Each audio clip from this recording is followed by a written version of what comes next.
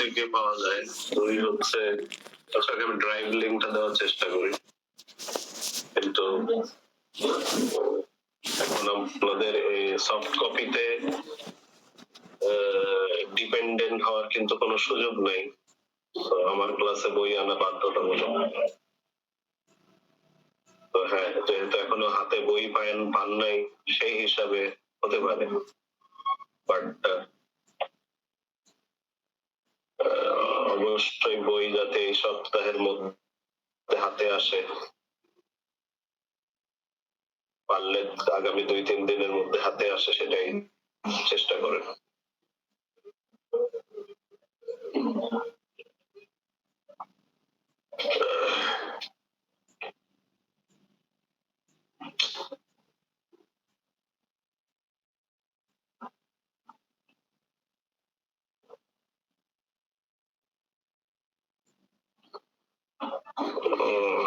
BLC open হতে time নিচ্ছে। ওকে, আমাদের চ্যাপ্টার 2 এর নামটা কি তাহলে যদি দেখেন, তো আমাদের চ্যাপ্টার 2 এর নাম হলো overview of transaction processing and enterprise resource planning system. তো আপনাদের ফার্স্ট চ্যাপ্টার নিয়ে কি কারো কোনো কোশ্চেন আছে? সেটা থাকলে একটু শেয়ার করতে হবে।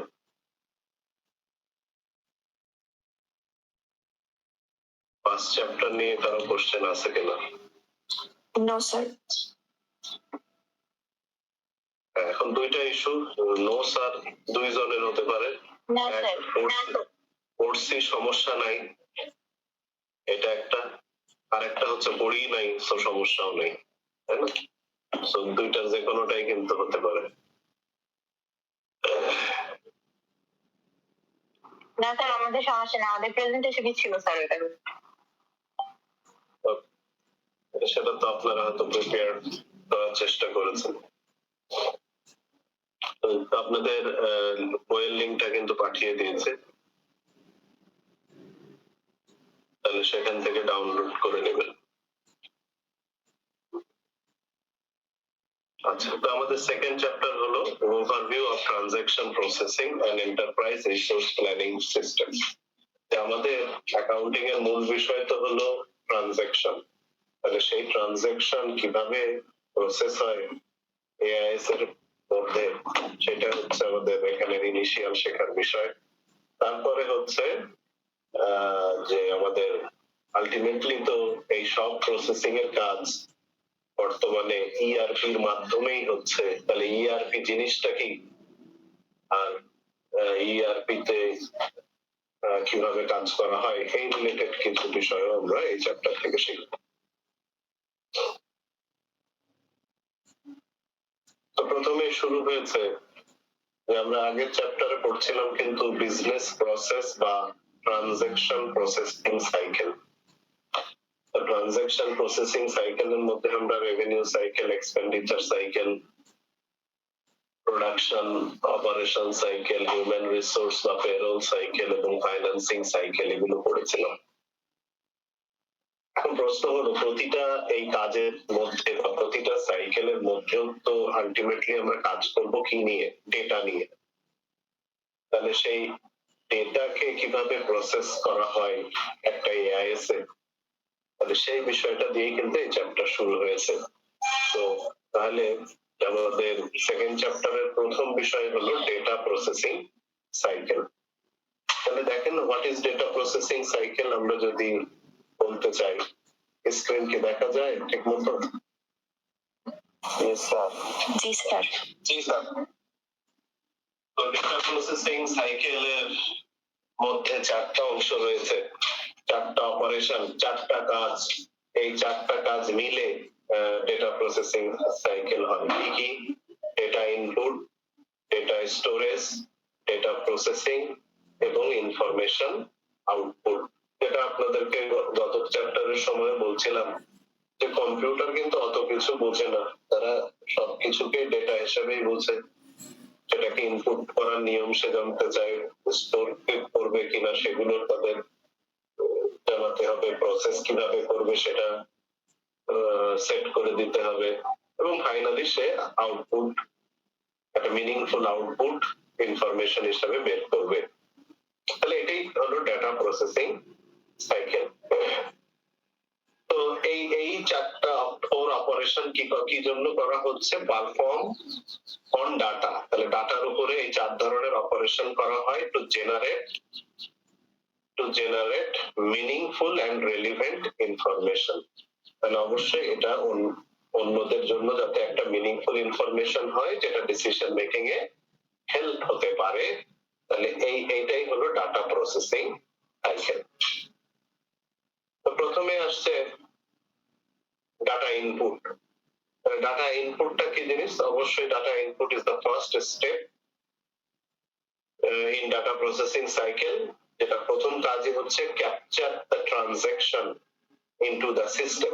কারণ অ্যাকাউন্টিং এর ডেটা তো মূলত লেনদেন গুলোই।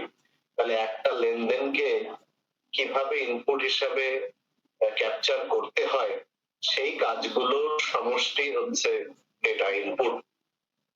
তো বলা হচ্ছে যে যখনই কোনো ডেটা কালেক্ট হবে তিনটা বিষয় আমাদেরকে অবশ্যই খেয়াল রাখতে হবে। যে একটা বিজনেস অ্যাক্টিভিটিরও কিন্তু আমরা নরমালি বলছি ঘটনা, কিন্তু এই একই ঘটনার মধ্যে কিন্তু অনেকগুলো ডেটা থাকতে পারে।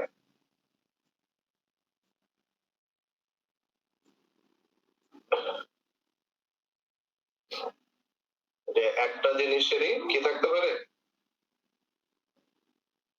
অনেকগুলো দিক থাকতে পারে। একই ট্রানজাকশনের অনেকগুলো দিক থাকতে পারে, ফ্যাসেট থাকতে পারে।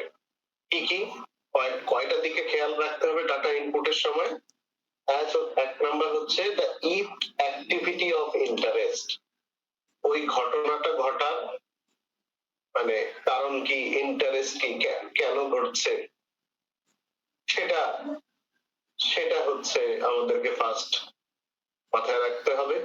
দুই, the resource affected by each activity. ওই ঘটনা ঘটলে কোন কোন রিসোর্সে, সম্পদে হোক, টাকায় হোক, কাজে হোক, কোথায় কোথায় পরিবর্তন হচ্ছে, কোন রিসোর্স গুলো এফেক্ট হচ্ছে সেটাও মাথায় রাখতে হবে। তিন, the people who participate in activity. অবশ্যই তাহলে সেই অ্যাক্টিভিটি গুলো করার জন্য আমাদের নিশ্চয়ই হিউম্যান রিসোর্স এর হেল্প লাগে। তাহলে কারা কারা এই কাজটা করছে সেটাও কিন্তু আমাদের মাথায় রাখতে হবে। তাহলে ডাটা ইনপুটের সময় ডাটার কয়টা দিক খেয়াল রাখতে হবে? একটা অ্যাক্টিভিটির কয়টা দিকে খেয়াল রাখতে হবে?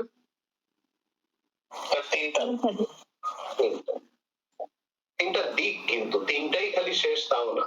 যদি একটু বলি যে একটা নরমালি আমাদের একটা ডে টু ডে ঘটনার মধ্যে একটা সবচেয়ে পপুলার ঘটনা হচ্ছে যে আমরা সেল করি, নাকি অন্য প্রোডাক্ট সেল করি।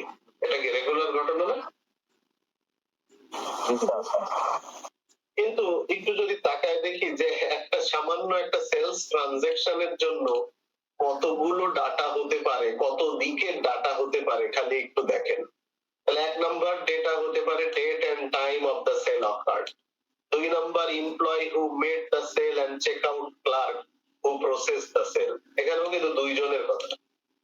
একটা হলো হু মেড দ্য সেল, আরেকজন চেক আউট রেজিস্টার করে দেয়, চেক আউট ক্লার্ক।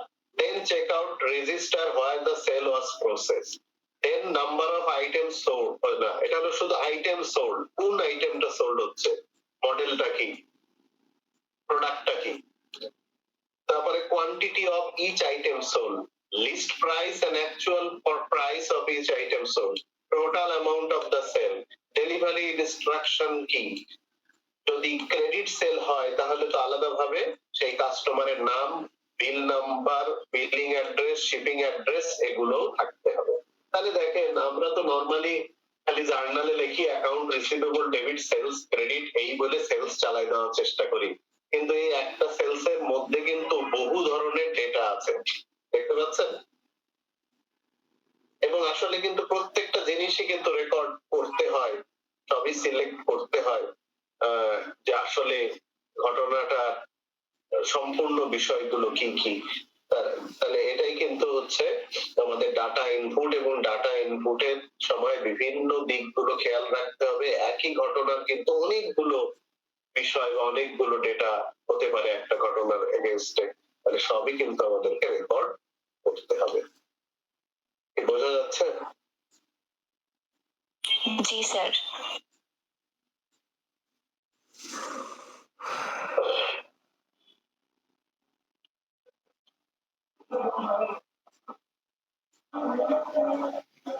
তো আমরা নিশ্চয়ই এখন লিফটের জ্যামে পড়ি নাই নাকি, বা রাস্তায় আক্রাইনের জ্যামেও পড়ি নাই, তাহলে সেখানে ক্লাসে জয়েন করতে তো আমাদের দেরি হওয়ার কথা না,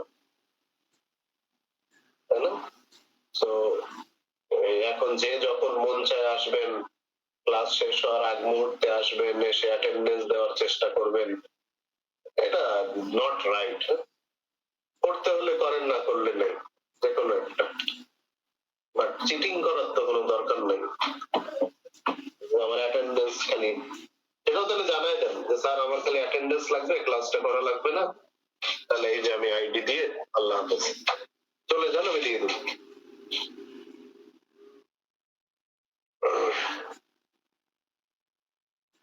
নেক্সট পয়েন্ট যেটা আসছে,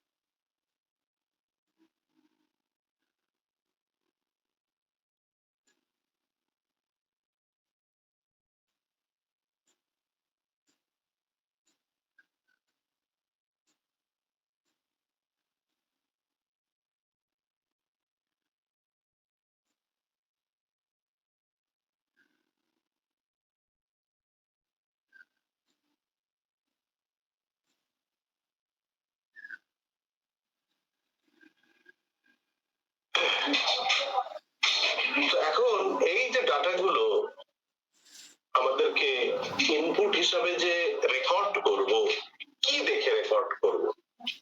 আমাদের পরীক্ষার খাতায় কি থাকে? কোশ্চেন দিয়ে দেওয়া থাকে, বইতে অনুশীলনীতে কোশ্চেন দেওয়া থাকে, একদম লিখে দেয় যে মালিক বিজনেসে ইনভেস্ট করেছে, আমরা মিস্টার এক্স এর কাছে বিক্রি করেছি এত টাকা, এটা তো এরকম আমাদের কোশ্চেন লিখে দেয়। আমাদের বিজনেসে কি ওই অ্যাকাউন্টেন্টের কাছে সবাই এরকম লাইন লিখে সেন্টেন্স লেখা থাকবে কি ঘটনা ঘটছে? কেউ লিখে দিবে না স্যার। তো তাহলে কি দেখে তারা ইনপুট ইয়ে করে, ইনপুটটা করে কিভাবে? তারে ট্রানজাকশন দেখে স্যার। ট্রানজাকশনটা দেখা যায় কোথায় বাবা, সেটাই জিজ্ঞেস করতেছি। ট্রানজাকশনটা দেখতে পাবো কোথায়?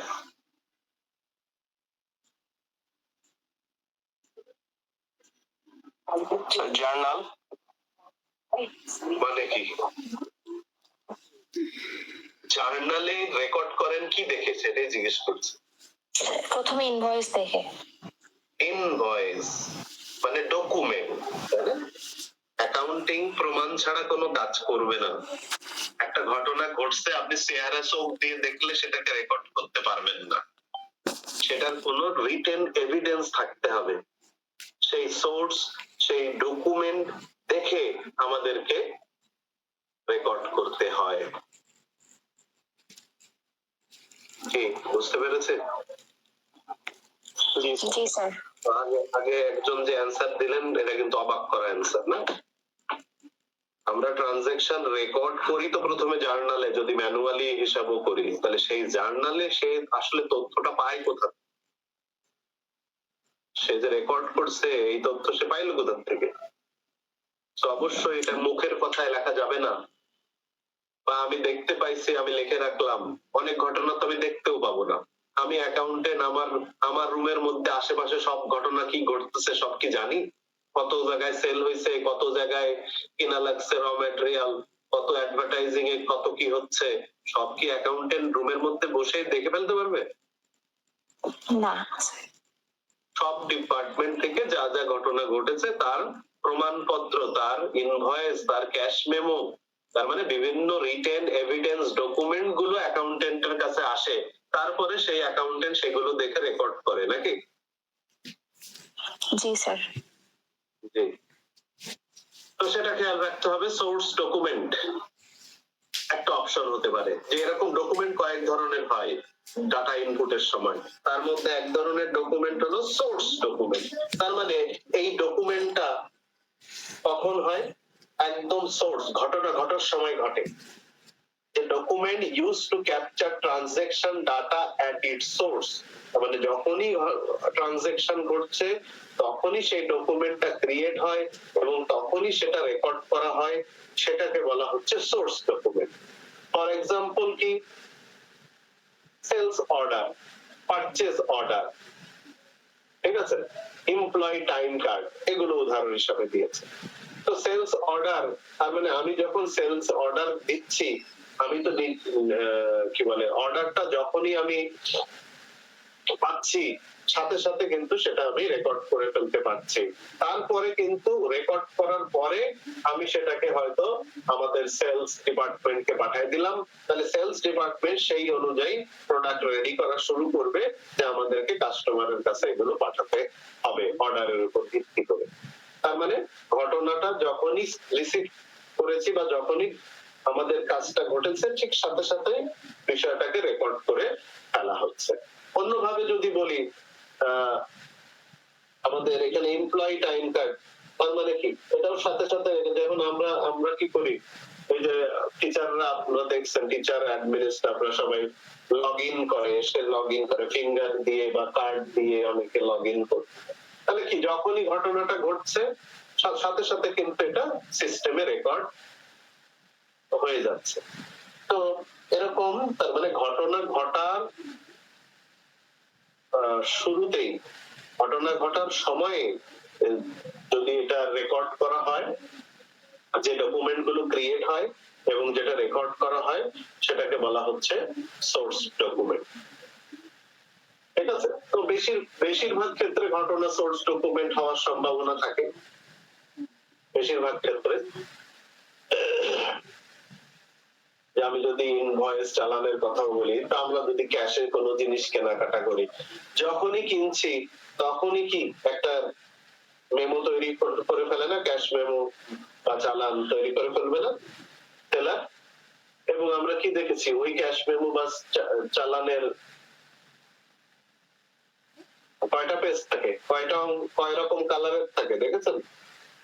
দুইটা থাকে, দুই তিন ধরনের কালার থাকে অনেক সময়। কেন কালার থাকে? কারণ একটা হলো হয়তো কাস্টমারের কপি, একটা হচ্ছে সেলারের কপি, আরেকটা অনেক সময় পরিবহনের কপি হিসাবে হতে পারে, অনেক ক্ষেত্রে ব্যাংকের কপি হতে পারে, ডিপেন্ড অন ডিফারেন্ট ট্রানজাকশনের ধরন অনুযায়ী ডিফারেন্ট কাজে ইউজ হতে পারে। তাহলে এরকম কিন্তু, তাহলে একই জায়গায় ঘটনা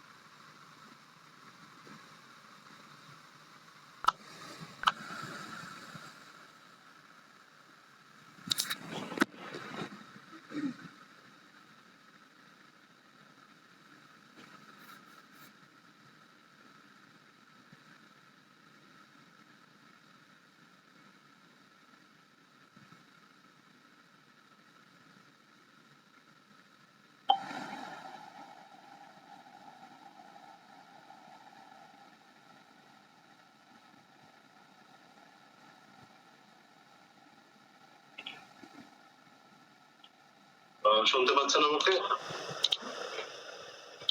জি স্যার। চলে গেছে সে কারণে। ওকে, তাহলে আমাদের সোর্স ডকুমেন্টের কথা বলছিলাম। তাহলে ঘটনা একদম ঘটার সময় যে ডকুমেন্টটা ক্রিয়েট হয় এবং সেই ডকুমেন্টের উপর ভিত্তি করে আমাদের কিন্তু অনেক সময় ডেটা ইনপুট দেওয়া হয়। তো সেই জিনিসটাকে বলা হচ্ছে সোর্স ডকুমেন্ট। যে অবশ্যই যে কোনো বাকিতে পারচেজ সেলের ক্ষেত্রে সবার আগে কিন্তু এই পারচেজ অর্ডার, সেলস অর্ডার দিয়েই এই ঘটনার উৎপত্তি ঘটে। তাহলে সেই অবস্থায় এই ডকুমেন্টটা ক্রিয়েট হয় এবং ওই ডকুমেন্টকেই সবার প্রথমে রেকর্ড করা হয় এবং পরবর্তীতে চেক করা হয় ওই অর্ডার অনুযায়ী বাকি কাজগুলো হচ্ছে কিনা, সেটা ফলো আপ হয়তো পরে করা। এর পরের বিষয়টা কি? এর পরের বিষয় হলো টার্ন অ্যারাউন্ড ডকুমেন্ট। কিছু কিছু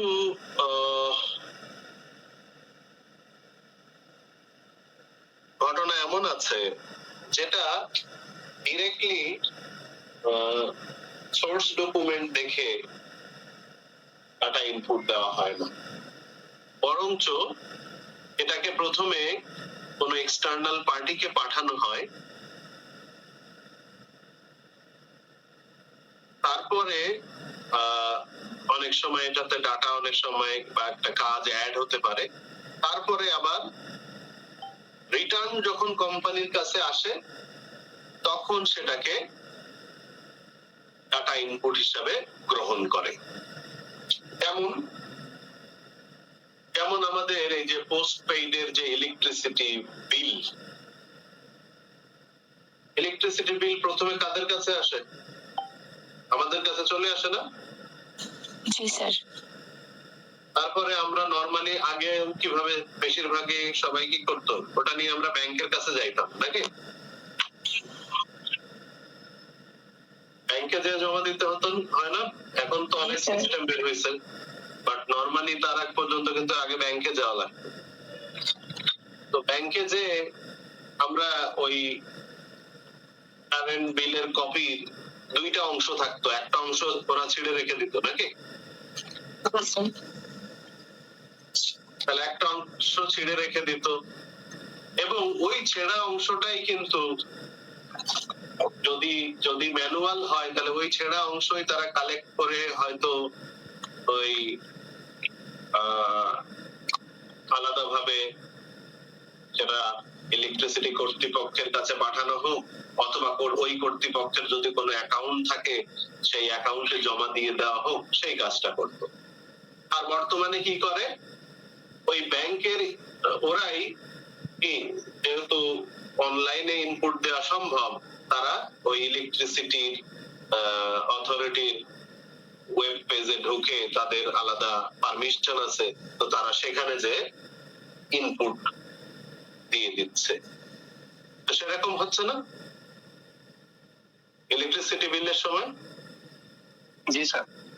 তার মানে এটা টার্ন অ্যারাউন্ড হচ্ছে, কিন্তু ওরাই আমাদেরকে পাঠাচ্ছে, আমরা আবার থার্ড পার্টি একটা ব্যাংকে পাঠাচ্ছি, ওই ব্যাংকের থেকে ডাটাটা পরে ইনপুট হচ্ছে হয়ে আবার ডকুমেন্টটা কিন্তু ওই কোথায় রেকর্ডটা চলে যাচ্ছে কিন্তু আমাদের মূল ইলেকট্রিসিটি সেই প্রোভাইডারদের কাছে।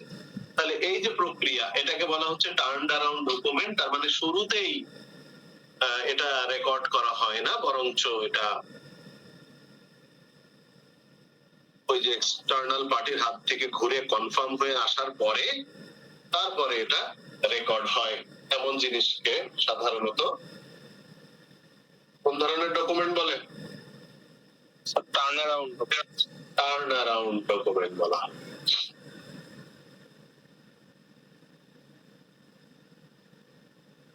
তাহলে মূলত কাস্টমার পেমেন্টের পরে এটা রেকর্ড হয়, যা আমরা দেখতে পাই। আমাদের কাছে আইসাও কিন্তু কমপ্লিট হচ্ছে না, আমরা এটা নিয়ে আবার ব্যাংকে একটা এক্সটার্নাল পার্টির কাছে যাচ্ছি, তার কাছে এটা জমা দিচ্ছি, আর ওই এক্সটার্নাল পার্টি এটাকে রেকর্ড করছে, তারপরে এটাকে আমরা বলতেছি যে না ঠিক আছে, এটাকে একটা এই ডকুমেন্ট ইনপুট হিসাবে রেকর্ড হচ্ছে, কিন্তু তারপরে যে আফটার আওয়ার পেমেন্ট তারপরে রেকর্ড হচ্ছে। তো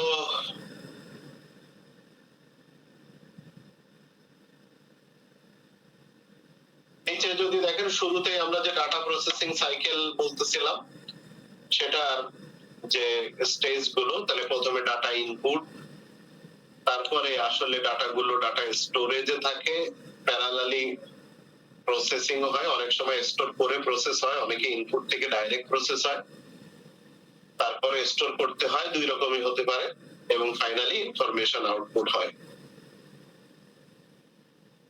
আচ্ছা, আবার একটু আগে আমরা পড়ছিলাম সোর্স ডকুমেন্টের ঘটনা পড়ছিলাম, তাহলে এখানে দেখেন একটা টেবিল আছে, common business activities and source document, যে আমাদের যে বিভিন্ন সাইকেল আমরা দেখেছিলাম, তাহলে সেই সাইকেল গুলোর আন্ডারে বিভিন্ন অ্যাক্টিভিটি গুলো কি, তাহলে সেই অ্যাক্টিভিটির জন্য সাধারণত কোন সোর্স ডকুমেন্ট ব্যবহার হয় সেটা কিন্তু এখানে দেওয়া আছে। যেমন কি লিখছে, টেকিং কাস্টমার অর্ডার, এটার সোর্স ডকুমেন্টের নাম কি? উত্তর হলো sales order. Deliver or ship the order, যখন পণ্যটা আমরা ডেলিভার করি সেটার জন্য যে সোর্স ডকুমেন্ট ব্যবহার হয় তাকে বলা হয় ডেলিভারি টিকিট বা বিল অফ লেডিং।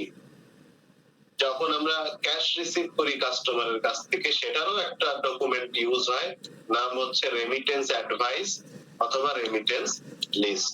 তাহলে এভাবে আমাদের বিভিন্ন বিজনেসের ঘটনাগুলো কি এবং সেই ঘটনাগুলো ঘটলে যে ঘটে তাদের সোর্স ডকুমেন্ট কোনটা ব্যবহার হয়, তাহলে সেটাও কিন্তু এখানে দেওয়া আছে, তাহলে এটা আমাদেরকে করতে হবে। ওকে, জি স্যার। আমাদের ইনপুটের মধ্যে থার্ড ক্যাটাগরির ইনপুট ডাটা ইনপুট হতে পারে সোর্স ডাটা অটোমেশন। তার প্রথমটা কি ছিল? ডাইরেক্ট সোর্স ডকুমেন্ট, যে সোর্সে ডকুমেন্টটা ক্রিয়েট হয়, ওই ডকুমেন্ট দেখে ইনপুট দেওয়া হয়। এরপরে টার্ন অ্যারাউন্ড ডকুমেন্ট, যেটা প্রথমেই ইনপুট হয় না, ক্রিয়েট হয়ে আগে এক্সটার্নাল পার্টিদের কাছে কাস্টমারদের কাছে চলে যায়, তারপরে এটা পেমেন্টের পরে যখন ফিরে আসে তথ্যটা তখন এটা রেকর্ড হয়। আরেকটা হলো সোর্স ডাটা অটোমেশন, যে এটা তো ঘটনা ঘটার সময় ক্রিয়েট তো হয়, শুধু ক্রিয়েট হয় না, একেবারে ডাইরেক্টলি ইনপুট হয়ে যায় অটোমেটিক্যালি। যেমন অবশ্যই এটা তাহলে একটা মেশিন রিডেবল ফরম্যাট আইটির হেল্প এর মাধ্যমে কাজটা হয়ে থাকে, যেমন পজ মেশিন গুলো বা এটিএম মেশিন গুলো। তার মানে কি, আমি এখন টাকা তুলতে চাচ্ছি, তাহলে ব্যাংকে গেলে কি ফর্মালিটি আছে না অনেক কিছু, তাহলে চেক বই লাগতেছে, এটাই হলো সোর্স ডকুমেন্ট, চেক বই লাগছে, আবার ওখানে এক অফিসারের কাছে যেতে হচ্ছে, ওইটা আবার সাইন কনফার্মেশনের জন্য আরো উপরের অফিসারের কাছে চেক চেকের পাতাটা পাঠানো হচ্ছে, উনি অ্যাপ্রুভ করতেছে চেক করে, তারপরে সেটা আপনাকে টাকা দিবে। বাট আপনি যদি এটিএম এর কথা বলেন, তাহলে আমি টাকা তুলছি, মানে সাথে সাথে সেটা অটোমেটিক রেকর্ড হয়ে যাচ্ছে, রিসিটও সাথে সাথে পেয়ে যাচ্ছি, আমার অ্যাকাউন্টেও সব আপডেট সাথে সাথে হয়ে যাচ্ছে। তার মানে একেবারে ঘটনা ঘটার সাথে সাথে সেটা সম্পূর্ণ একাই ইনপুট হিসাবে চলে যায় সিস্টেমে, তাহলে এটাকে বলা হচ্ছে সোর্স ডাটা অটোমেশন। বোঝা গেছে কিনা? জি স্যার। এটিএম হতে পারে, আমরা যে দোকানে যে কার্ড পাঞ্চ করে কিনি সেগুলো হতে পারে, এগুলো সবই ডাটা অটোমেশন, একা একাই কিন্তু হয়ে যায়। এখন ওই যে বারকোড রিডার গুলো, যে আপনি প্রোডাক্ট কিনছেন, ওদের কিন্তু প্রাইস লেখা লাগতেছে না, আইটেমের নামও লেখা লাগতেছে না, প্রোডাক্টটা খালি মেশিনটার সামনে ধরতেছে, একাই সবকিছু রেকর্ড হয়ে যাচ্ছে। এটা হলো সোর্স ডাটা অটোমেশন। তাহলে এই স্টেজটা হলো আমাদের কি ডাটা ইনপুট। তাহলে ডাটা ইনপুট কি জিনিস সেটা দেখলাম।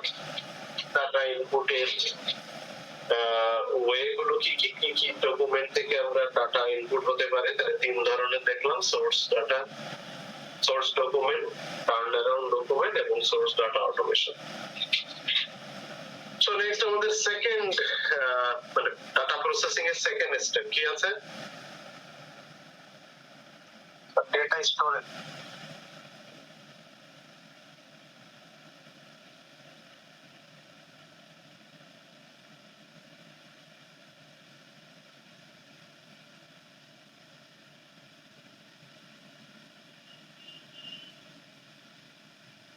স্টোরেজ কি জিনিস?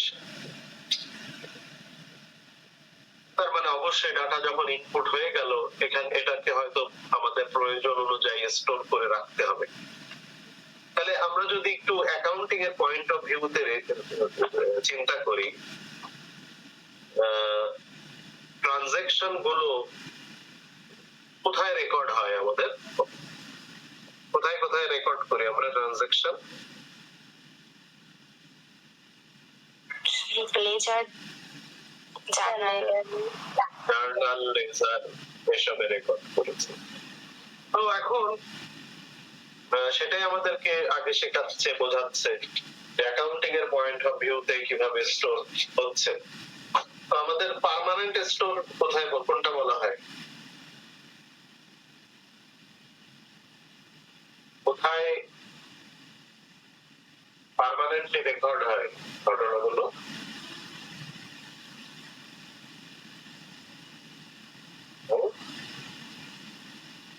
আমরা অ্যাকাউন্টিং মেজর ভুলে গেলে চলবে না, বেসিক কোশ্চেন গুলো না পারলে দুঃখজনক।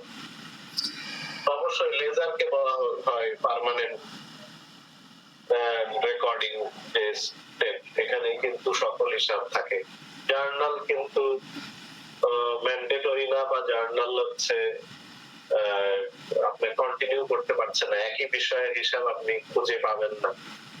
তো একটা নির্দিষ্ট বিষয়ের তথ্য আপনাকে খুঁজে পেতে গেলে অবশ্যই লেজারে খোঁজ নিতে হবে, তাহলে ওই আইটেমটার, ওই ট্রানজাকশনটার, ওই হিসাবটার সকল ডিটেল পাওয়া যাবে। এখন এই লেজার অবশ্যই আমরা জানি একই বৈশিষ্ট্য সম্পন্ন ঘটনাগুলোকে নিয়ে আলাদা আলাদা শ্রেণী তৈরি করা হয়, সেটাই হলো লেজার। তো সেই লেজারে দুই ধরনের হতে পারে, একটা জেনারেল লেজার আর একটা হলো সাবসিডিয়ারি লেজার।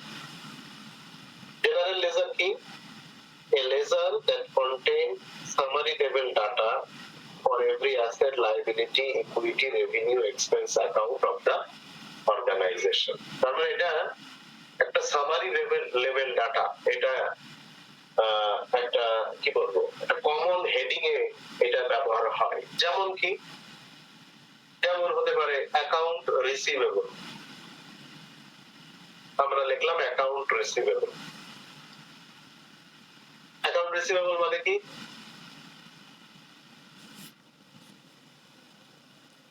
স্যার দেনাদার। যে টাকাটা পাবো। দেনাদার মানে আলটিমেটলি কাস্টমার, যাদেরকে আমরা বাকিতে বিক্রি করছি, নাকি? জি স্যার। আমরা কি একজনকে বিক্রি করি? না। না, অনেকজন। তাহলে আমি বিভিন্ন মানুষের কাছে বিক্রি করছি বাকিতে, কিন্তু সবার ক্ষেত্রেই আমরা জেনারেলি কি ব্যবহার করি, একটা কমন টার্ম ইউজ করি, অ্যাকাউন্টস রিসিভেবল, তাই না? জি স্যার। আচ্ছা, তাহলে এই শুধু অ্যাকাউন্ট রিসিভেবল দেখলে তার আন্ডারে যে মিস্টার এ এর কাছ থেকে কত টাকা পাবো, বি এর কাছ থেকে কত টাকা পাবো, এই বিষয়টা কি আলটিমেটলি অ্যাকাউন্ট রিসিভেবল এর টোটাল অ্যামাউন্ট দেখলে বোঝা যায়? না স্যার। ওভারঅল কত পাবো সেই ধারণাটা পাওয়া যায়। তো এটাই বলছে, এটা এই ধরনের আইটেম গুলোকে বলা হচ্ছে জেনারেল লেজার অ্যাকাউন্ট, যেগুলো একটা কিউমুলেটিভ অ্যাকাউন্ট, কম্বাইন্ড অ্যাকাউন্ট, যেগুলো আরো কিছু সাব অ্যাকাউন্টের বা সাবসিডিয়ারি লেজারের সমষ্টি একটা কমন হেডিং এর আন্ডারে এনে প্রকাশ করা হয়, যাতে বিভিন্ন বিষয়ে সিদ্ধান্ত নিতে সুবিধা হয়। তাহলে আমার জানার দরকার টোটাল দেনাদারের পরিমাণ কত, টোটালটা কত, আলাদাভাবে জানলে আমার সুবিধা হয়। টোটাল পাওনাদারের অবস্থা কি সেটাও আমাদের জানার দরকার আছে। আমাদের ইনভেন্টরি, মোট কত টাকার মজুদ পণ্য আছে সেটাও আমাদের জানার দরকার। বাট অনেক ক্ষেত্রে আবার কি, ইনভেন্টরির কথা বলছি, তাহলে ইন্ডিভিজুয়াল কোন পণ্য কতটুকু আছে এটাও কি জানার প্রয়োজন নেই?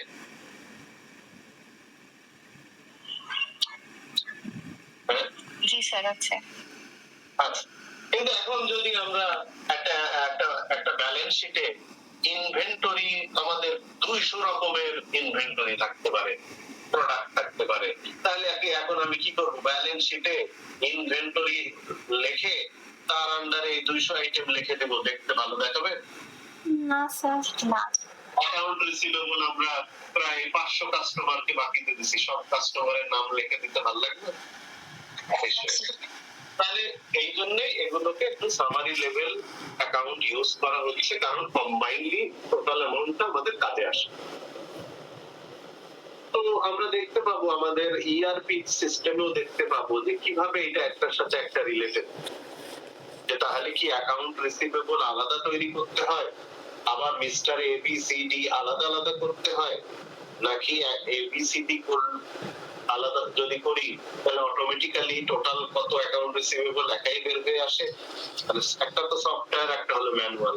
তো ম্যানুয়ালের ক্ষেত্রে অবশ্যই আমাকে এই সামারি লেভেল জেনারেল লেজার অ্যাকাউন্টও আমাদেরকে করতে হবে বা মেনটেন করতে হবে, জানা লাগবে টোটাল কত, সেই আপডেটও পাইতে হবে বা বের করতে হবে।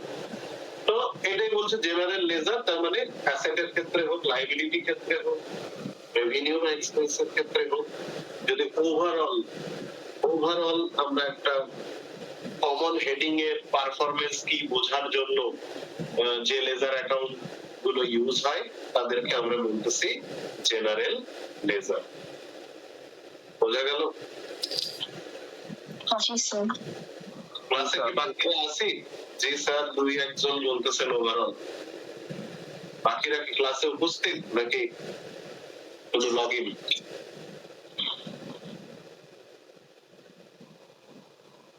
শুধু লগ ইন করতে আসছে কিনা এটাই বলছি।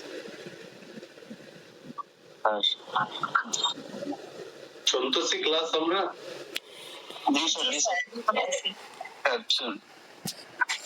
আচ্ছা, এখন জয়েন করলেন রুবেল মিয়া কে? হ্যালো রুবেল,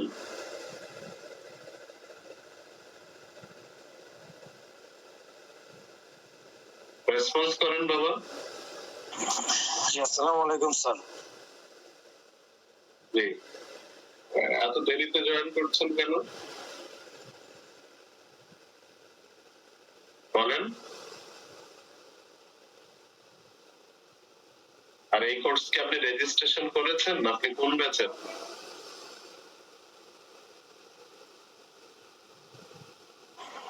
স্যার আমি রেজিস্ট্রেশন করেছি। কোন ব্যাচের আপনি? অনেক আগের ব্যাচের তো আপনি। আপনার কি এই অ্যাকাউন্টিং ইনফরমেশন সিস্টেম বাকি আছে আপনার? জি স্যার, ইনকমপ্লিট এটা।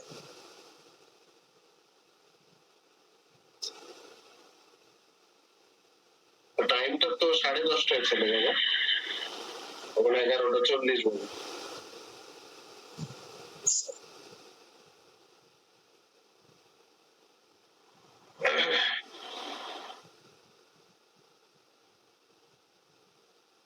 ওকে, মিউট করুন।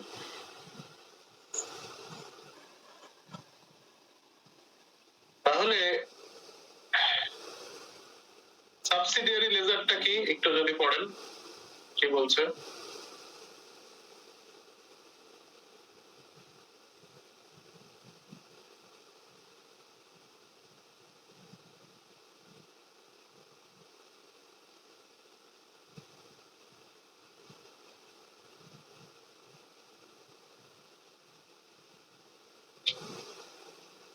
স্ক্রিন দেখা যায় না আপনাদের? জি স্যার। তাহলে বলছি যে একটু সাবসিডিয়ারি লেজার সম্পর্কে কি লেখা এখানে? A laser used to record detailed data for a general ledger account with many individual sub-accounts such as accounts receivable, inventory, and accounts payable. একটু আগে যে উদাহরণ আমরা বলছিলাম, তার মানে সাবসিডিয়ারি লেজার গুলো, এটাও লেজার, এটাও রেকর্ড করতে হয়। এটা হলো ডিটেইল ডাটা। আগেরটা ছিল সামারি লেভেল ডাটা, মানে সব কাস্টমার মিলে একটা অ্যাকাউন্ট রিসিভেবলের তথ্য থাকবে। আর এটা হলো ডিটেইল ডাটা, তার মানে ওই অ্যাকাউন্ট রিসিভেবলের আন্ডারে কতগুলো কাস্টমার আছে, প্রত্যেকের নামে আলাদা আলাদা অ্যাকাউন্ট আমাদেরকে নিশ্চয়ই মেইনটেইন করতে হবে।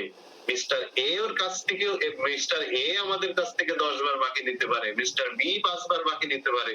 সকল ডিটেইল আমার আলাদাভাবে জানা লাগবে যে কার কাছ থেকে আমি কত টাকা পাবো, তাহলে সেই হিসাবও আমাকে থাকতে হবে। তাহলে সাবসিডিয়ারি লেজার হচ্ছে সাব অ্যাকাউন্ট বা সাবসিডিয়ারি লেজার, এটা হচ্ছে জেনারেল লেজারের আন্ডারে যে ইন্ডিভিজুয়াল পক্ষগুলো আছে সেই প্রত্যেকের নামে যখন আলাদা আলাদা অ্যাকাউন্ট ক্রিয়েট করা হয় তাহলে সেগুলো হচ্ছে এক একটা সাবসিডিয়ারি লেজার। তো অ্যাকাউন্ট পেয়েবল এর ক্ষেত্রেও তাহলে সব প্রত্যেকটা পাওনাদারের নামে যদি আলাদা আলাদা অ্যাকাউন্ট করা হয় সেটা সাবসিডিয়ারি লেজার। ইনভেন্টরির আন্ডারে প্রত্যেকটা আমার প্রোডাক্টের জন্য যদি আমার আলাদা লেজার করা হয় সেগুলো হলো সাবসিডিয়ারি লেজার। বোঝা গেছে কিনা? জি স্যার। দেন বলছে control account. So control account কি জিনিস? তো ইনফ্যাক্ট এই যে ফার্স্ট লাইনটা যদি দেখি আমরা কি লেখা আছে, general ledger account corresponding to a subsidiary ledger is called a control. তার মানে ইনফ্যাক্ট বেশিরভাগ জেনারেল লেজার অ্যাকাউন্টই এক একটা কন্ট্রোল অ্যাকাউন্ট। কেন? কারণ ওই জেনারেল লেজার অ্যাকাউন্টের প্রত্যেকের আন্ডারে কি আছে? সাবসিডিয়ারি লেজার অ্যাকাউন্ট আছে না? জি স্যার আছে। আছে। তাহলে অবশ্যই আমাদের জেনারেল লেজার অ্যাকাউন্টটা হচ্ছে কন্ট্রোলিং অ্যাকাউন্ট, আর তার আন্ডারে বিভিন্ন ইন্ডিভিজুয়াল সাব অ্যাকাউন্ট আছে যেগুলোকে কন্ট্রোল করতে হয়, যেগুলো সমন্বয়ে আমার টোটাল মূল অ্যাকাউন্টের রেজাল্টটা পাওয়া যায়। তাহলে সেটাকেই কিন্তু বোঝাচ্ছে কন্ট্রোল অ্যাকাউন্ট। এখানে যেমন বলছে এ title given to a general ledger account that summarizes the total amount recorded in a subsidiary ledger। মানে কি? তো তার মানে জেনারেল লেজারের এটা তো টাইপ, জেনারেল লেজার এক ধরনের টাইপ। তাহলে জেনারেল লেজারের টাইপের যে আইটেম গুলো আছে তাদের যে টাইটেল বা নামটা ইউজ করছি আমরা, তারা প্রত্যেকেই এক একটা কন্ট্রোল অ্যাকাউন্ট। তো ঘুরে ফিরে ওই যে অ্যাকাউন্ট রিসিভেবল এটা একটা কন্ট্রোল অ্যাকাউন্ট, ইনভেন্টরি এটা একটা কন্ট্রোল অ্যাকাউন্ট, অ্যাকাউন্ট পেয়েবল এটাও একটা কন্ট্রোল অ্যাকাউন্ট। কারণ কি? এদের প্রত্যেকের আন্ডারে করসপন্ডিং কি আছে? সাবসিডিয়ারি লেজার অ্যাকাউন্ট গুলো রয়েছে। তাহলে এটাকে বলা হচ্ছে কন্ট্রোল অ্যাকাউন্ট। মানে অ্যাকাউন্টের পয়েন্ট অফ ভিউ থেকে এটা কন্ট্রোল অ্যাকাউন্ট আর সাব অ্যাকাউন্ট, আর লেজারের পয়েন্ট অফ ভিউ থেকে একটা হলো জেনারেল লেজার আর একটা হলো সাবসিডিয়ারি।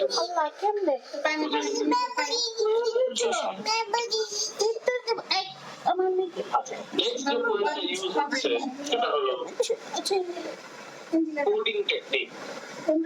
এই যে আমাদের কাস্টমার মানে আচ্ছা সাপ্লায়ার হতে পারে, আমাদের অনেক ধরনের প্রত্যেক প্রোডাক্টের আবার অনেক ধরনের মডেল থাকতে পারে, একই মডেলের আবার অনেক উৎপাদন হতে পারে, বাট প্রত্যেকের আইডেন্টিটি তো আলাদা থাকার দরকার। তাহলে এই কারণে বিজনেসের বিভিন্ন টাস্কের মধ্যে এই যে আমরা যখন ডাটাগুলো স্টোর করি, রেকর্ড করতে চাই, সেগুলোকে কিন্তু একটা নির্দিষ্ট কোডিং কোড ইউজ করে এগুলোকে রেকর্ড করা হয় যাতে আমাদের আইডেন্টিফাই করতে সহজ সুবিধা হয়ে থাকে। তো এই কোড কেমন হয়? অবশ্যই এটা নিউমেরিক্যালও হতে পারে, অ্যালফাবেটিক্যালও হতে পারে, মিক্স করেও হতে পারে। তাহলে এখানে সেই কয়েক ধরনের কোডিং টেকনিক সম্পর্কে বলেছে এবং কোথায় এই কোডিং টেকনিক ব্যবহার হয় সেই ব্যাপারে কিছু কথা বলা হয়েছে। তাহলে সেটা আমরা একটু দেখি। তো প্রথমেই আছে কি সিকোয়েন্স কোড।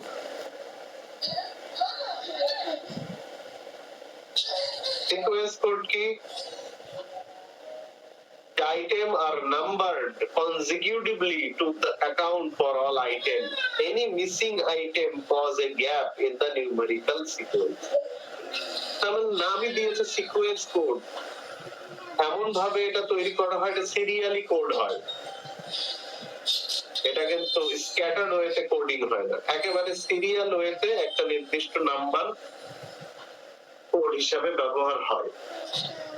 তো তার মানে এগুলো সাধারণত প্রি নাম্বার থাকে, আগে থেকেই প্রি নাম্বারিং করে রাখা হয়। যেমন কি হতে পারে, এমনকি আপনাদের যে আইডি এটাও কিন্তু একটা সিকোয়েন্স কোড। কারণ দেখা যাচ্ছে ওই যে 22111 হয়তো শুরু হয়েছে 101, এরপরে 102, এরপরে 103। তার মানে সিকোয়েন্সটা কিন্তু আগে থেকে রেডি করা, যে যখন ভর্তি হয়েছেন সেই অনুযায়ী আপনার নাম বসায় সেই সিরিয়ালি আইডিটা আপনাকে দিয়ে দেওয়া হয়েছে। তার মানে সিরিয়াল আগে থেকে কিন্তু সিকোয়েন্স করাই আছে। এরপরে আমরা কোথায় দেখি যে সিরিয়ালি এরকম নাম্বার আগে থেকেই থাকে? বিজনেসের ক্ষেত্রে বেশিরভাগ ক্ষেত্রে কি দেখা যায় কোথায়? চেকের পাতা। চেকের পাতায় কি নাম্বার থাকে না? থাকে স্যার। জি স্যার। এই যে চেকের পাতার যে নাম্বার থাকে, 20 পাতার চেক যদি হয়, 20টা কি পর পর নাম্বার থাকে না ওলট পালট নাম্বার থাকে? তারপর পর পর থাকে, সিরিয়ালি থাকে। তো একইভাবে আমরা যদি ওই যে আমরা উদাহরণ দিচ্ছিলাম যে সেলারের কাছে ওই চালান বা ক্যাশ মেমোর যে একটা বই মতন থাকে, ওইটার ওখানেও আমরা অনেক সময় কি সিল মারা কিছু সিরিয়াল নাম্বার দেখি না? জি স্যার। কাগজের উপরে সিল মারা কালো কালির কিছু নাম্বার থাকে না? জি স্যার থাকে। তাহলে এটাও কিন্তু দেখবেন অটোমেটিক্যালি সিরিয়ালি থাকে। তাহলে সেটাই বলছে এগুলো হলো সিকোয়েন্স কোড। এগুলো প্রি নাম্বার থাকে, আগে থেকেই বসানো থাকে, আমরা হয়তো সিরিয়ালি ইউজ করি। তাহলে এটা হচ্ছে এক ধরনের coding. 2, block code. Block code কি জিনিস?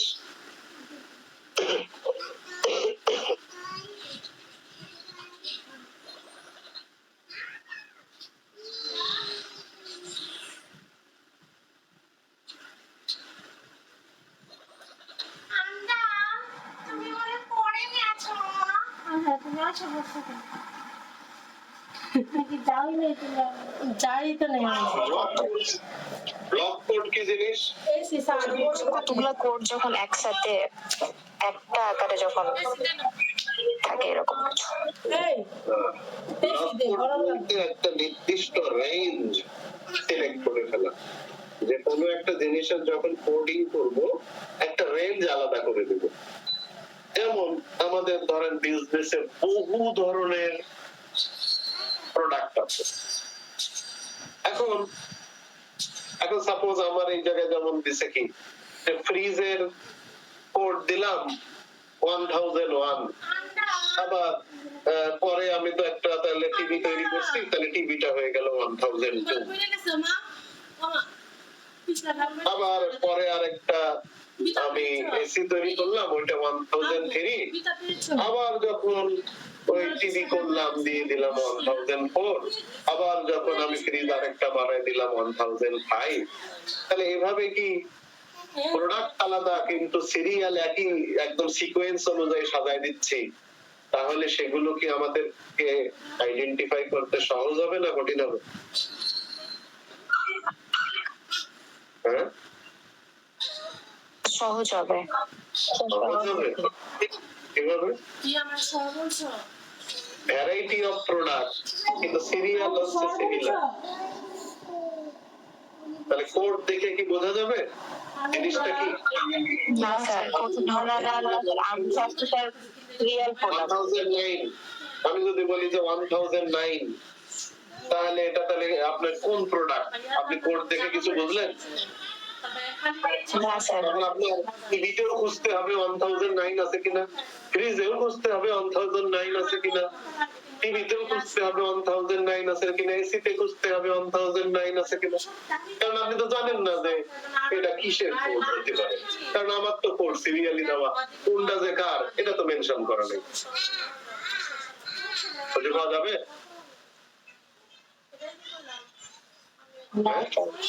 না। তখন কি করা হয়?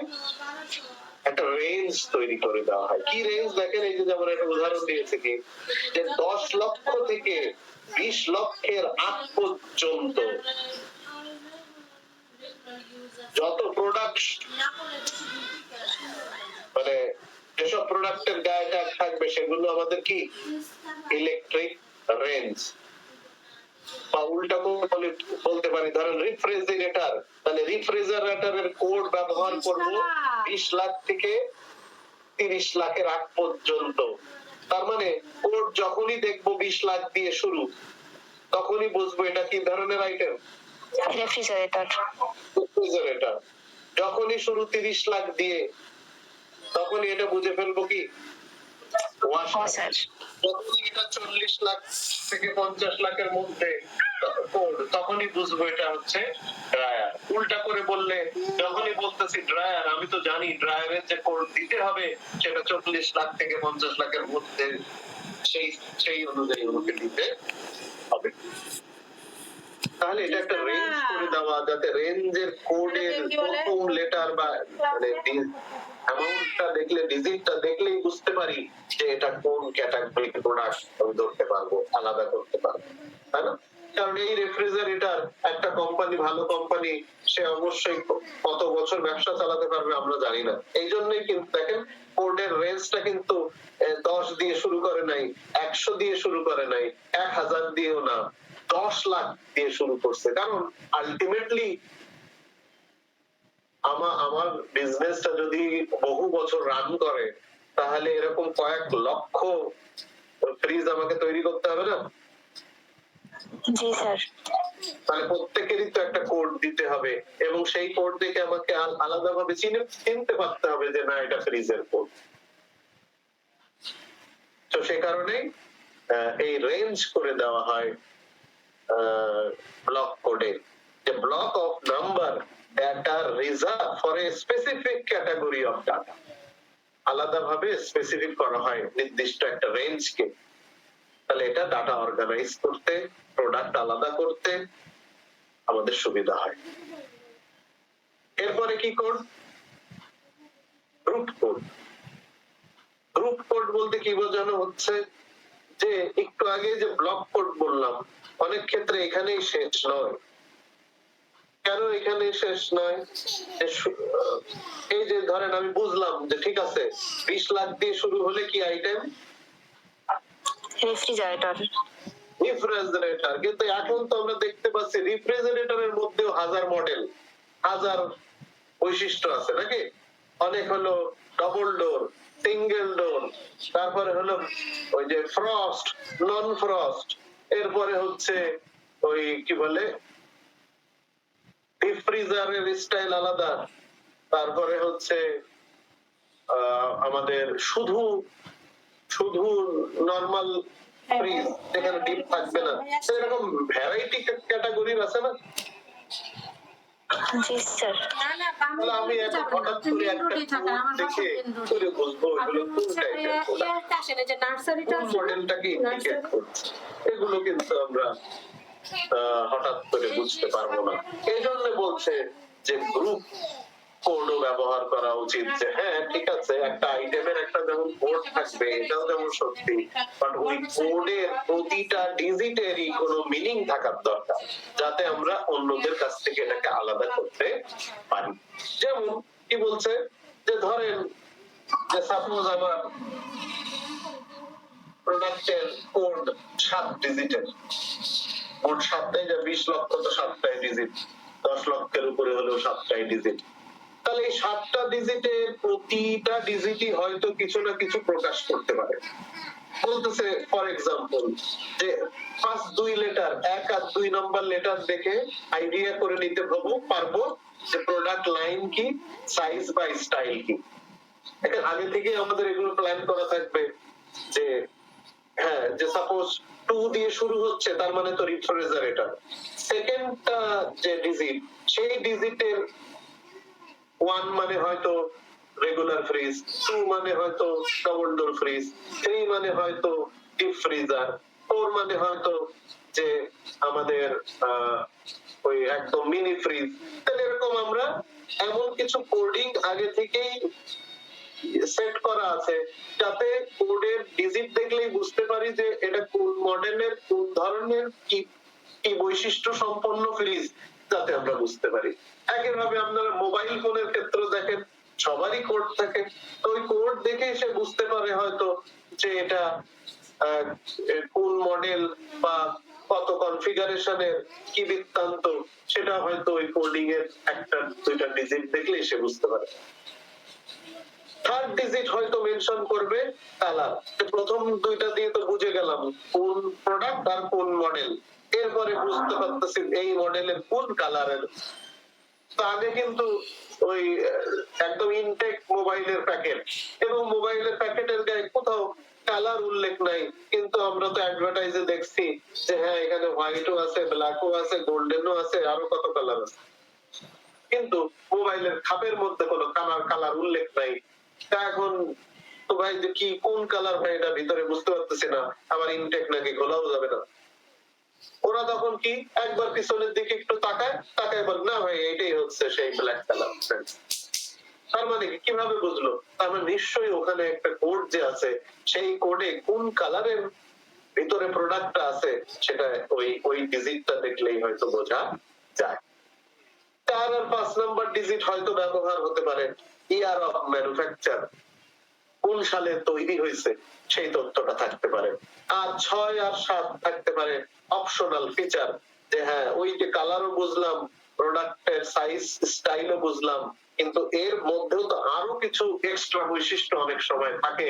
তাহলে এক্সট্রা বৈশিষ্ট্যের যদি আলাদা করার প্রয়োজন পড়ে, ওই যে কত জিবি র্যাম, কত জিবি রম, আবার কত কি কালার কি, ক্যামেরা কি, এগুলোর অনেক ভ্যারাইটি থাকে, অনেক সময় প্রো ম্যাক্স না পুরো এই, তো এই যে কত কিছু, মানে সেটা হয়তো অপশনাল ফিচার হিসেবে এক্সট্রা যদি কোনো আরো কিছু দেওয়া লাগে তাহলে সেরকম দিতে হবে।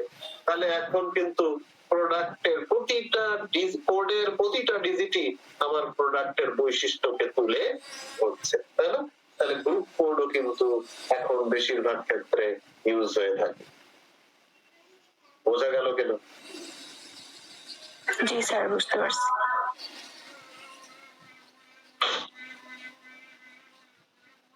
বাকিদের অ্যান্সার করা মানা নাকি না গলা ব্যথা সবার? অ্যান্সার করা যাবে না?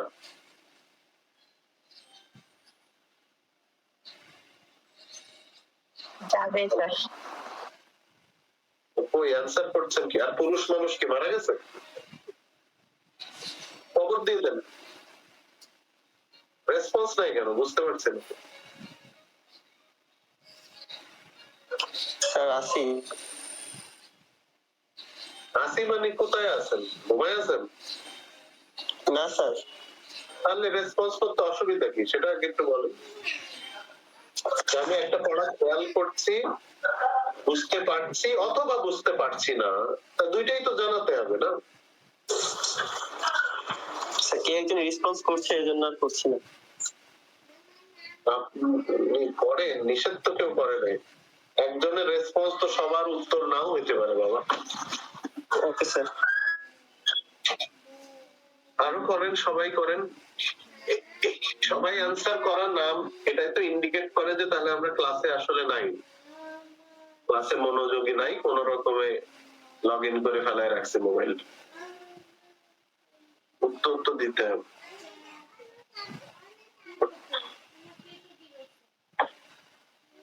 ওকে, নেক্সট একটা কোড হচ্ছে নেমোনিক কোড। নেমোনিক কোড কি? Alphanumeric code. তার মানে যেটার মধ্যে শুধু নাম্বার থাকবে না, আগে সব কোডে শুধু নাম্বার ছিল। যদি কোনো কোড লেটার এবং নাম্বার মিলিয়ে তৈরি করা হয় তাহলে সেটাকে বলা হয় কি কোড? নিউমনিক কোড। Mnemonic code. তো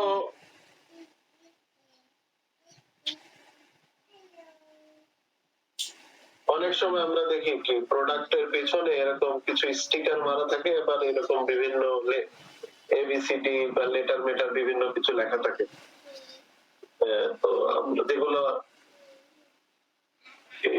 ফিক্সড প্রাইসের দোকান না, ট্যাগ থাকে না, তো সেই সব দোকানে প্রোডাক্টের গায়ে এরকম বিভিন্ন নাম্বার বা লেটার কিছু লেখা থাকে, কলম দিয়ে বা মার্কার দিয়ে বা কোনোভাবে এরকম থাকে, বা স্টিকার, এক্সট্রা স্টিকারের মাধ্যমে। তো যখন দরাদরি করি আমরা যে কত দিবেন, ও সে একটা দাম বলে, আমরাও একটা দাম বলি। তো সে বারবার ওই প্রোডাক্টের পিছনে ওইটার দিকে তাকায় আমাদের সাথে বার্গেন করে, না না ঠিক আছে যাই, তাহলে আর 200 টাকা কম দিয়ে, আর আমরা আরো 200 টাকা কি 2000 টাকা কম বলি। তো এরকম দামাদামি চলে। তার মানে কি? তার মানে ওই সেই ইংলিশ লেটার মেটারের বিভিন্ন যে তারাও একটা কোড ইউজ করে, কিসের জন্য? ওই কোড দেখে ওরা জানে যে আমার সর্বনিম্ন প্রাইস কততে সেল করা যাবে। তো এই জন্য এখন অবশ্যই যত বেশিতে করবে তত লাভ। তো এই জন্য সে বেশি থেকে শুরু করে, আর ডেডলাইনটা দেখে যে আবার আবেগে বেশি করে ফেলে যাবে। তো সেই জন্য ওইটা কিন্তু চেক করে করে মাঝে মাঝে তারা বাদ দিয়ে একটা দাম বলে থাকে। কি হয়েছে আপনাদের সাথে? জি স্যার। আপনারা অনলাইন সব পেয়ে যান আর ব্র্যান্ডে থাকেন, তো এগুলো জানেনই না। না স্যার, ব্র্যান্ড কিনি না। তো এখানে যেমন একটা উদাহরণ দিচ্ছে, এটা কিন্তু চাইলে প্রোডাক্টের ক্ষেত্রে ইউজ হতে পারে। চলো যেমন এখানে একটা ইউজ আছে ড্রাই 300 W05। জেনারেল পিপুল এটা থেকে খুব বেশি কিছু বোঝার কথা না, কিন্তু তাদের ওইভাবে হয়তো সেট করে বোঝায় দেওয়া হয়েছে। যে লেখছে কি, সাপোজ এই 300 প্রকাশ করছে যে এটা একটা লো এন্ড, W প্রকাশ করছে এটা হোয়াইট কালার, ড্রাই প্রকাশ করছে যে এটা একটা ড্রায়ার, আর 05 প্রকাশ করছে যে এটা মেড বাই সিয়ার্স, মানে কোথা কে কোন কোম্পানি দ্বারা তৈরি হয়েছে, কারা বানাইছে, কাদের প্রোডাক্ট সেটা চলে আসে। তাহলে আমার বিভিন্ন নাম্বার বা লেটার আমাদেরকে বিভিন্ন মিনিং ইন্ডিকেট করতে পারে। তো অনেক ক্ষেত্রে এটা মেমোরাইজ করতে সুবিধাও হতে পারে। কেন? ওই যে আমার যদি এখন লেখে ওই টেলিভিশনের কোডের মধ্যে যদি টিভির কথাটা উল্লেখ থাকে, ড্রায়ারের জন্য যদি DRYটা উল্লেখ থাকে ডিজিটের বদলে, তাহলে অবশ্যই অন্তত কোন প্রোডাক্ট এটা বলতে একটু কম সমস্যা হবে নাকি? এরপরে হয়তো ওই যে কালারেরটা, ওই যে যেমন W ইউজ করছে, তাহলে কোন কালারে কি ইউজ করবে সেটা আগে থেকে ওদের একটা সেটআপ থাকতে পারে, তাহলে মাথায় সহজে ধরবে। তো এরকম তাহলে এভাবেও ভাগ করা যায় কোডকে। তো এক এক কোম্পানি হয়তো এক এক ধরনের এই কোডিং টেকনিক ব্যবহার করে থাকে, বাট বর্তমানে কোড ছাড়া কিন্তু কোনো কিছুই সহজে রেকর্ড করা সম্ভব নয়, তাই না? সব ব্যবসাতে কিন্তু কোডিং রয়েছে। কি বোঝা যাচ্ছে নাকি না? এর পরের পয়েন্টে যদি দেখি যে একটা কোডিং সিস্টেমের কি কি গাইডলাইন ফলো করা উচিত, তো কোনটাকে আমরা একটা ভালো কোডিং সিস্টেম বলতে পারবো। একটা বলছে কি, B consistent with the intended use.